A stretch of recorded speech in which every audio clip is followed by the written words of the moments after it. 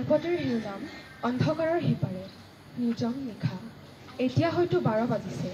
গছৰ পাতৰ পৰা নিয়ৰৰ টোপাল পৰা শব্দৰ বাহিৰে আন একো শব্দ নাই। চাৰিওফালে নিজান এক গম্ভীৰ পৰিৱেশ। ধৰিত্ৰী গভীৰ নিদ্ৰাত। কি যে ছোৱালী এইজনী, আৱেগ অনুভূতি নাই নেকি, নে মইহে? বিচনাৰ পৰা খিৰিকীখন খুলি বাহিৰলৈ চাওঁ। বতৰটো ডাৱৰীয়া, হয়তো বৰষুণ আহিব। মোৰো মনৰ ডাৱৰবোৰ গুচি যদি এজাক বৰষুণ হ'লহেঁতেন, তেতিয়া হয়তো মনৰ শোক বেদনা অলপ হ'লেও লাঘৱ হ'লহেঁতেন। কিন্তু হুমুনিয়াহকাৰ সেই খিৰিকীখন বন্ধ কৰি পুনৰ বিচনাত বাগৰ দিওঁ। ঘড়ীৰ কাঁটা 12ৰ পৰা 1লৈ ঘূৰিল, কিন্তু এতিয়ালৈ টোপনি নাহিল। ধৰিত্ৰীৰ নিদ্ৰামগ্ন মুখখনিলৈ চাই এবাৰ ময়ো শুবলৈ চেষ্টা কৰোঁ। হঠাৎ দুৱাৰৰ ফালে খটখট শব্দ হয়। শুই থকাৰ পৰাই গম ল'বলৈ চেষ্টা কৰোঁ, সেয়া কিহৰ শব্দ। খটখট শব্দ বন্ধ হৈ গ'ল। মূৰ তুলি চাই দেখোঁ, এটি ছায়ামূৰ্তি ৰৈ আছে। মোৰ গাৰ নোম শিয়ৰি উঠে। তৎমুহূৰ্ততে ধৰিব পাৰিলোঁ, সেয়া কোনো পুৰুষৰ ছায়ামূৰ্তি। কি বিভৎস মূৰ্তি, এক বিৰাটকায় মূৰ্তি। মই কঁপিব ধৰিছোঁ। চৌদিশে ধূসৰ দেখিছোঁ। শৰীৰৰ মাজেদি এসোঁতা উত্তপ্ত ৰক্ত প্ৰবাহিত হয়। ঘামত তিতি গৈছোঁ। ছায়ামূৰ্তি এখোজ আগুৱাই অহা দেখি মোৰ মুখৰ পৰা আপোনা আপুনি কম্পিত স্বৰেৰে উচ্চাৰিত হয়, কোন?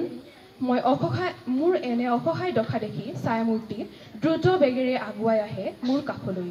মই কোনোমতে চুঁচৰি বিচনাৰ ইটোকোণ পাওঁগৈ। ছায়ামূৰ্তিয়ে কৰ্কশ মাতেৰে আদেশ দিয়ে, মোক অনুসৰণ কৰ, নহ'লে। ভয়তে কেতিয়ানো মই মূৰ জোকাৰিলোঁ ক'বই নোৱাৰোঁ। নাযাওঁ।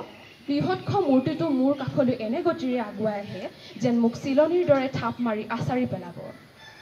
মোৰ সন্মুখলৈ আগুৱাই আহে এখন বিশাল কুৎসিত হাত, যিখন হাতত আছে এটা পিষ্টল। ছায়ামূৰ্তিয়ে পিষ্টলসহ বিশাল হাতখনেৰে মোক ইংগিত দিয়ে তাক অনুসৰণ কৰিবলৈ। কোনোমতে শক্তিকণ গোটাই মই অনুচ্চ স্বৰত কওঁ, নাযাওঁ। সি পিষ্টলৰ ট্ৰিগাৰ টিপে। প্ৰাণৰ মমতাত মই চিঞৰোঁ, কিন্তু নাই, মই নোৱাৰোঁ চিঞৰিব। এনে লাগে যেন মোৰ কণ্ঠ কোনোবাই ৰুদ্ধ কৰি ৰাখিছে। আশংকাত মই চকুযোৰ জপাই দিওঁ, কিন্তু গুলীৰ শব্দ শুনা নগ'ল। তাৰ পৰিৱৰ্তে মোৰ কাণত বাজি উঠিল কাৰোবাৰ মধুৰ কণ্ঠ, আৰু অনুভৱ কৰিলোঁ স্নেহভৰা হাতৰ স্পৰ্শ। চকুযোৰ মেলি দেখোঁ ধৰিত্ৰীয়ে মোলৈ চাই গাত হাত বুলাই আছে। তাইৰ চকুত বহু প্ৰশ্ন। ধৰিত্ৰী তুমি? কিন্তু সি ক'ত আছে? কোন সি? কি হৈছে তোমাৰ কাঞ্চন? এই যে অলপ আগত পিষ্টল লৈ আহিছিল, কোন?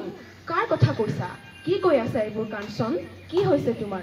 সি ইয়াতে আছে, সি ক'ৰবাত লুকাই আছে। মোৰ বৰ ভয় লাগিছে ধৰিত্ৰী, সি আমাক। কাঞ্চন! ধৰিত্ৰীয়ে গাৰ জোৰেৰে মোক জোকাৰি দিয়ে। এতিয়াহে সম্বিত ঘূৰাই পাইছোঁ। যোৱা নিশাৰ ঘটনাটো মই সহজভাৱে ল'ব পৰা নাই। বাৰে বাৰে চক্ষুপটত ভাহি উঠিছে এক ভয়াৱহ দৃশ্যাৱলী। ঘটনাটোৱে মোক সঁচাকৈ বিধ্বস্ত কৰিছে, যাৰ বাবে মই সপোনতো দেখা পাইছোঁ সেই জঘন্য অমানৱীয় ঘটনাটো। হয়, তাইৰ নাম মায়া।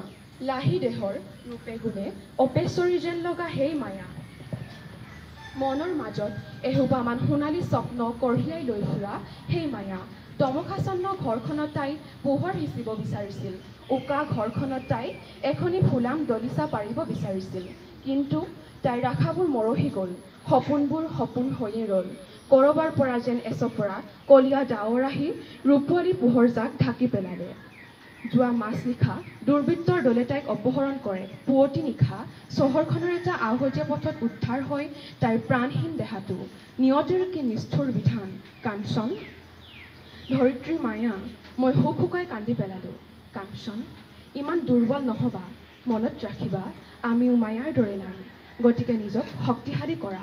কোনে জানে, কাইলৈ হয়তো এয়া আমাৰ লগতো হ'ব পাৰে। সেয়ে আমি সবল হ'বই লাগিব। অপ্ৰিয় সত্য যে নাৰী আজিও অসুৰক্ষিত।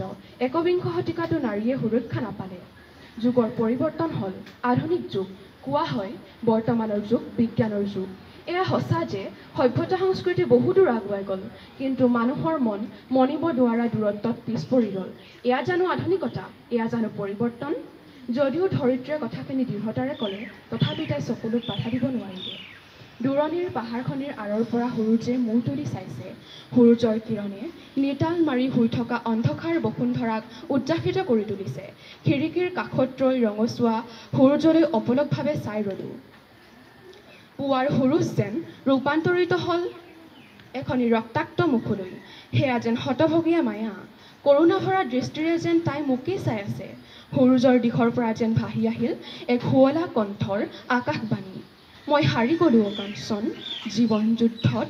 মোৰ দৰে তোমালোকেও নাৰীৰ দুৰ্বলতাৰ উদাহৰণ নহ'বা। মই যদি আজি জীয়াই থাকিলোহেঁতেন। মৰীচিকাৰ দৰে যেন হেৰাই গ'ল মায়া। মোৰ দুচকুৰে অশ্ৰু নিগৰিছে মায়াৰ বাবে, হতভগীয়া শত শত নাৰীৰ বাবে। দুহাতেৰে অশ্ৰু সামৰি খিৰিকীত খামুচি ধৰিলোঁ। মোৰ বুকুত একুৰা জুই দপ দপকৈ জ্বলি উঠিল। মায়া নাই, মইতো জীয়াই আছোঁ। মায়াক বচাব নোৱাৰিলোঁ সঁচা, তাইৰ দৰে আন 10জনী নাৰীকতো ৰক্ষা কৰিব পাৰিম নৰপিশাচৰ কবলৰ পৰা। মোৰ প্ৰতিজ্ঞা, মই এগৰাকী IPS অফিচাৰ হ'ম। পুৱাৰ সূৰুজৰ দৰে ৰক্তিম হ'ম, দুপৰৰ সূৰুজৰ দৰে উত্তপ্ত হ'ম, যাৰ তাপত ভস্ম হ'ব অপহৰণকাৰীৰ দৰে একোজন অপৰাধী, হত্যাকাৰীৰ দৰে একোজন নৰপিশাচ, আৰু মুখাৰ আঁৰত থকা একোখন বিভৎস মুখ। আজিৰ পৰা আৰম্ভ হ'ব এটা নতুন প্ৰভাতৰ, যি প্ৰভাতে কঢ়িয়াই আনিব হাজাৰ নিৰুপায় নাৰীৰ বাবে আৰু হতভাগিনী মাতৃৰ বাবে আৰু শোকস্তব্ধ আত্মীয়ৰ বাবে সাহস আৰু আশাৰ বতৰা। ধন্যবাদ।